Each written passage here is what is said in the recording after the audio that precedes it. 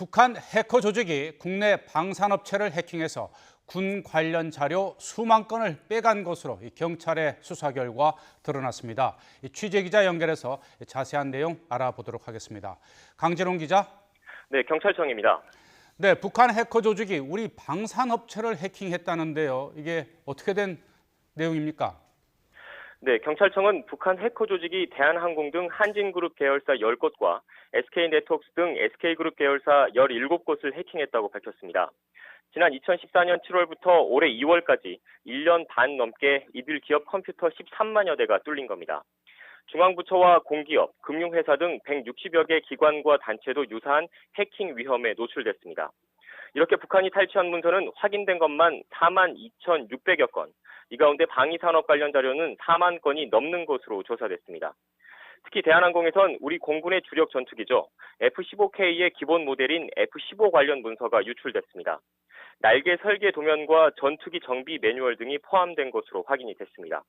이 밖에 우리 군이 야심차게 추진하고 있는 중고도 한국형 무인정찰기 부품 사진 등도 북한에 넘어갔습니다. 구체적으로 어떤 자료인지는 확인되지 않았는데요. 대한항공이 진행하는 연구개발 사업 관련 문서도 포함된 것으로 전해졌습니다. 이 밖에 SK네트워크스에선 일선 부대 업무와 관련한 군 통신망 관련 자료가 탈취된 것으로 드러났습니다. 경찰은 다만 해킹 위험에 노출돼 있던 중앙부처와 공기업, 금융회사 등에서 유출된 자료는 없는 것으로 파악됐다고 밝혔습니다. 네, 유출된 내용을 보면 우리 공군의 주력 전투기인 F-15K와 관련된 자료들이 포함됐는데요. 지금 보안 조치는 어떻게 이루어지고 있습니까? 네, 경찰은 이번에 유출된 F-15 관련 문서는 군 전력에 영향을 미치는 핵심 자료는 아니다, 이렇게 일단 설명을 했습니다. 유출된 설계 도면과 정비 매뉴얼만으론 F-15K와 유사한 전투기를 만들 수는 없다는 설명입니다. 실제로 전투기 엔진과 제어 시스템 등 핵심 자료는 미국 제조사가 갖고 있는 것으로 전해졌습니다. 하지만 날개 설계 도면과 인터넷 등에 공개된 내용보다는 더 세세한 정비 매뉴얼이 빠져나간 건 문제라는 지적입니다. 북한이 이들 자료를 면밀히 분석해 F-15K의 취약점을 찾아낼 가능성을 배제할 수는 없기 때문입니다. SK네트워크스에서 유출된 군 통신망 자료 역시 간과할 수 없는 부분입니다.